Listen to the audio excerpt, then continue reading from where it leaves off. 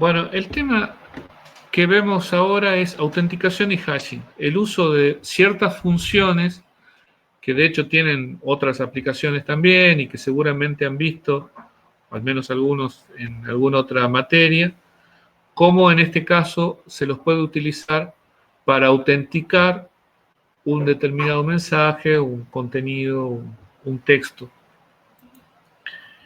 Pero antes que eso necesitamos precisar de qué hablamos cuando hablamos de autenticación. Digo, intuitivamente autenticar algo es ver que lo que ha llegado, lo que nosotros recibimos, es lo verdadero, lo que originariamente ha salido.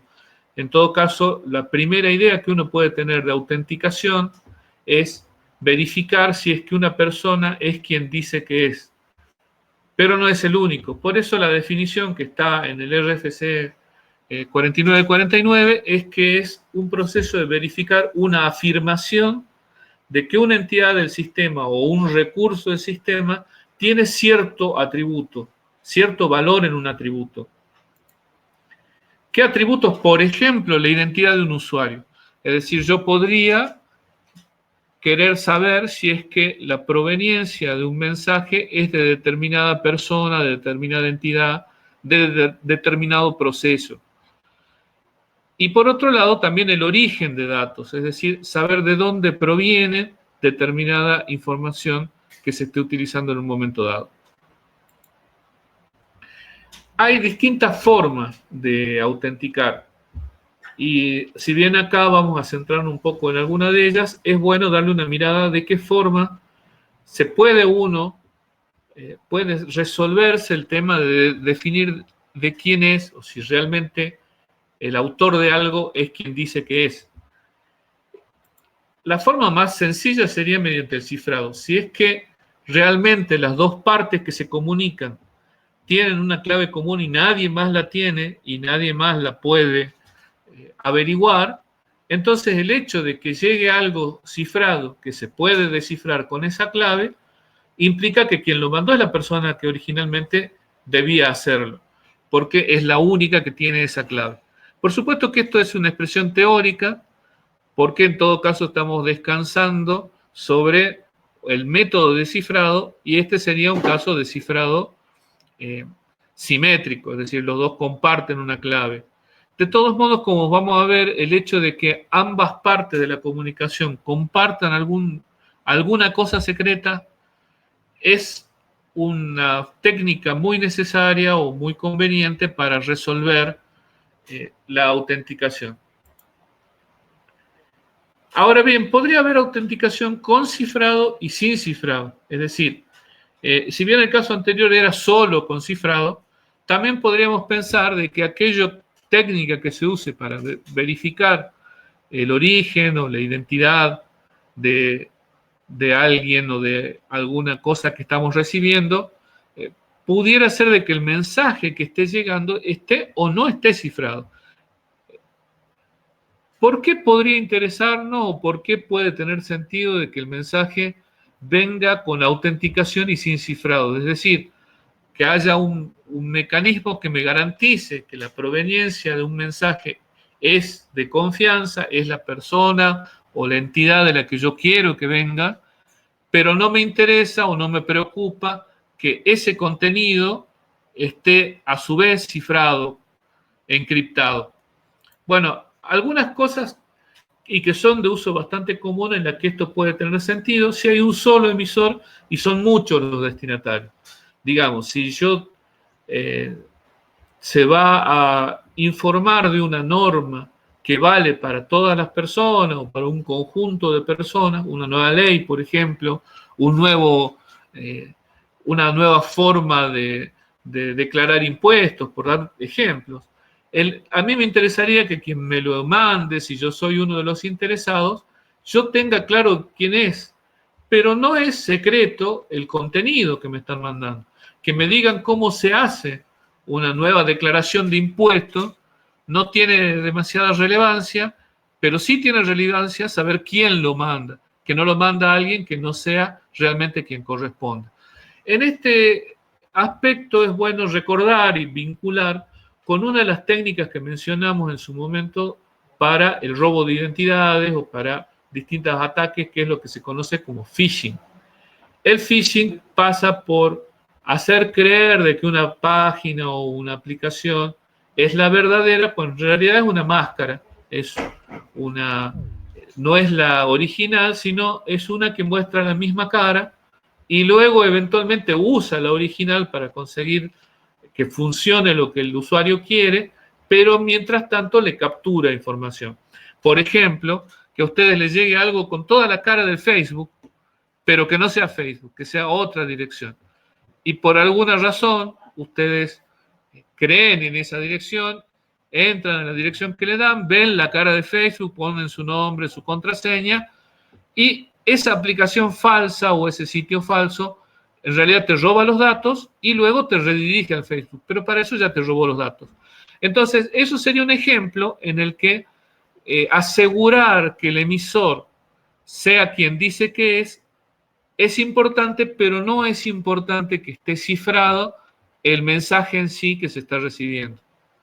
Otra razón por la cual puede tener sentido que el mensaje no esté cifrado, pero sí autenticado el origen, es que uno de los lados de la comunicación tenga mucha carga de trabajo y sería muy oneroso que esté cifrando y descifrando todas las comunicaciones. Entonces, lo que sí le puede interesar es que lo que le llega sea de la fuente que dice que debería ser. Y otra cuestión que puede ser un servicio interesante, menciona Stallings en su libro, es la autenticación de un programa de texto plano. Es decir, si yo quiero tener un código bajo un código fuente, me interesa saber, que puede ser, por ejemplo, un parche para una aplicación que yo tengo, me es importante saber que quien lo produjo es realmente alguien de confianza, el autor del programa o una entidad, una institución, una empresa que se ocupa del mantenimiento y no que lo mande otro que puede llegar a tener contenido espurio. Pero me interesa conseguir código fuente, no me interesa conseguir una cosa cifrada. Entonces podría tener sentido que lo que se garantice ahí sea la identidad de quien lo emite y no ocultar el contenido. Pero como dijimos, bueno, es posible que esto se haga por separado, la autenticación y el cifrado, pero es común que vengan juntos. E incluso la forma en la que se cifre o se cifre el mensaje junto con otra información que se agregue, que esté puesta ahí nada más que para garantizar la autenticidad. Eso también es común y tiene que ver con la forma en la que yo puedo autenticar y a la vez mantener seguro el contenido de un mensaje. Bueno, podría haber o hay muchas formas en las que yo podría utilizar algún algoritmo, acá se llama MAC, M-A-C, en el que mediante ese algoritmo yo genere un resumen, un resumen o algún tipo de texto adicional o de código que yo le agregue al mensaje y que me permita saber si es que el mensaje es el que debía haber llegado. Sería una forma de obtener un resumen y luego se hace una comparación. El mensaje original, a partir del contenido del mensaje original, con el algoritmo, pueden ser muchos algoritmos, pero algún algoritmo genera un resumen y se envía el mensaje y el resumen. Quien recibe el mensaje y el resumen va a utilizar el mismo algoritmo sobre la parte del mensaje y va a comparar si los resultados son iguales al resumen que le llegó. Si son iguales, quiere decir de que el mensaje era el que originalmente venía. Y una forma de ver esto sería la utilización de funciones hash de un sentido. Dicho sencillamente, una función hash vincula, relaciona, como toda función establece una relación, en la que para cada elemento del dominio hay un solo elemento en la imagen. Ahora bien, esos elementos de la imagen puede ser de que haya más de uno que coincidan distintos elementos del dominio con ese se relacionen con el mismo elemento de la imagen. Entonces, una función hash podría ser una forma en la que yo consiga autenticar el mensaje siempre y cuando sea de un solo sentido. Ya vamos a profundizar un poco más que por qué decimos de un solo sentido. Pero esto tiene que ver con lo que vimos en la clase anterior de cifrado no reversible. Es decir, algo que me produce un resultado ilegible, incomprensible, y a partir de ese resultado yo no puedo recuperar el original. De hecho, en el hecho de que usted usando una función en el que más de un elemento del dominio pueda vincularse con el mismo elemento de la imagen, ya con ese solo hecho yo no podría asegurar a partir de la imagen esa cuál era el elemento del dominio que me llevó a ese contenido de la imagen. Eso es lo que se llama una colisión, cuando hay distintos elementos que producen el mismo resultado. Y en general se trata de que la imagen tiene muchos menos elementos que lo que tiene el dominio. Los mensajes pueden ser de un tamaño arbitrario y la imagen o la función resultado de aplicar el hash puede ser de que tenga un tamaño finito y siempre el mismo. En este caso puede ser de que esa función de hash requiera o no una clave. Como estamos viendo en particular el caso de que se autentique sin necesidad de cifrar, veamos que esto sería posible sin una clave, sino que a partir de algún valor secreto que compartan emisor y receptor, sería como una clave, pero acá es un valor secreto que a lo mejor no está utilizado como contraseña específicamente en cada lado. Hemos visto también de que es posible generar valores en los dos lados de una comunicación a partir de una clave pública, por ejemplo, que cada uno lo va a poder regenerar a partir de claves privadas. Esos serían secretos, serían claves secretas que va a tener cada uno de los lados y que se establecen mediante distintos protocolos, como es el caso de Diffie-Hellman. En este caso, a lo que estamos apuntando es que en base a un secreto que es compartido, que ambas partes tienen, junto con el mensaje van a usar una función entre que el mensaje y esa parte secreta juntas generan el resumen. Ese resumen va junto con el mensaje y cuando llega a su lugar, el destinatario va a volver a hacer la operación de hash entre ese mismo secreto y el mensaje y va a obtener un cálculo local. Se compara el resumen que vino con el cálculo local y si son iguales, estoy autenticando el mensaje. Pero acá está algunos de los aspectos que van a ser importantes. Se relacionan mediante un mensaje de longitud fija. ¿Cómo tiene que ser una función de hash de este tipo, que suelen llamarse hash criptográfica? Bueno, primero es que esa función la vamos a llamar h, como es habitual, se aplica a bloques de datos de cualquier tamaño, ¿sí? Porque un mensaje puede tener cualquier tamaño. O se puede subdividir ese mensaje en partes a las que se le aplique la función de hash, pero esas partes podrían ser de tamaños disímiles. Lo que sí, la salida de h es de longitud fija. Y es importante que el cálculo de h de x sea relativamente fácil, es decir, no sea extremadamente costoso aplicar la función h para un mensaje en particular x. Acá hay tres aspectos que sí son los importantes para que una función de hash me sirva para esta tarea que estamos mencionando acá. Una es que cualquier código que se genere, que yo tome, o sea, algo como un resumen, sea computacionalmente inviable encontrar algún X, en particular algún mensaje, cuyo h de X sea H, sea este código que yo estoy buscando. Es decir, que si yo tengo el código, no tenga una forma fácil de encontrar algún mensaje que me genere ese código. Eso es lo que se llama resistencia a preimagen. Y esa es una de las condiciones fuertes que debe tener una función hash criptográfica. Por otro lado, y estas cosas suenan parecidas, y por eso es importante explicitarlas, que dado un X, tiene que ser inviable también encontrar otro valor, otro mensaje Y, distinto de X, que me produzca el mismo código.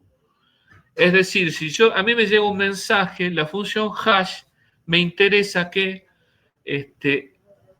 sea muy difícil, tan difícil que sea inviable, que no valga la pena tratar de encontrar otro mensaje que me dé como resultado el mismo valor de la función.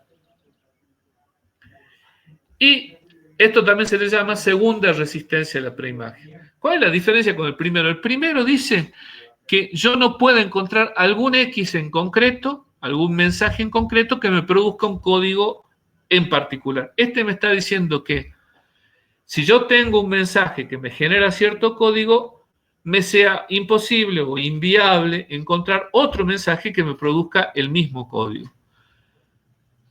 Y si lo generalizamos un poquitito más, es que lo que sea inviable sea encontrar cualquier par de mensajes que me dé como resultado el mismo código. Es decir, de que sea muy difícil encontrar una colisión. Que yo tome dos mensajes distintos, con o sin sentido, y que al aplicar la función esos dos me dé el mismo resultado. Eso es lo que se llama resistencia a colisiones.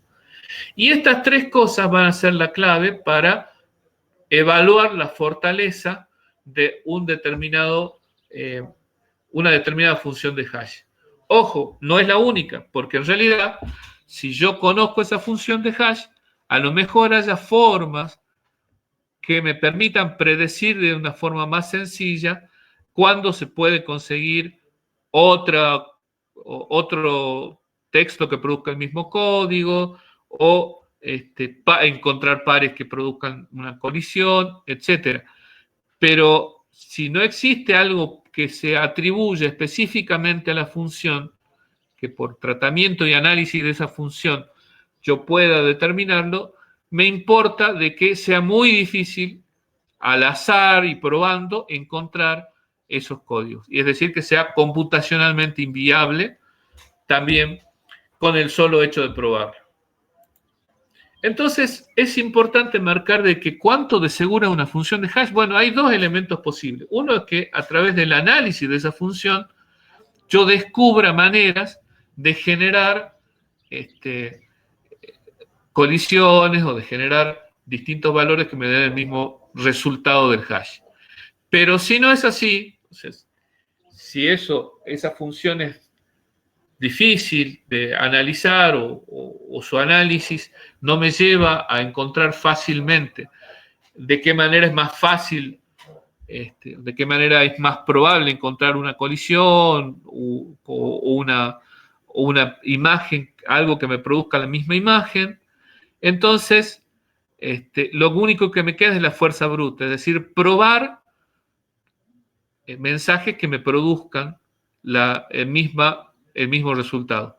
Entonces, la capacidad de que yo pruebe por fuerza bruta, encuentre alguno de estos tipos de colisiones o de problemas, me da una medida de la seguridad de la función de hash. Y solo depende de la longitud de ese código, porque voy a poder, si ese código es más largo, tendré que hacer más pruebas para lograr que me produzca el mismo código.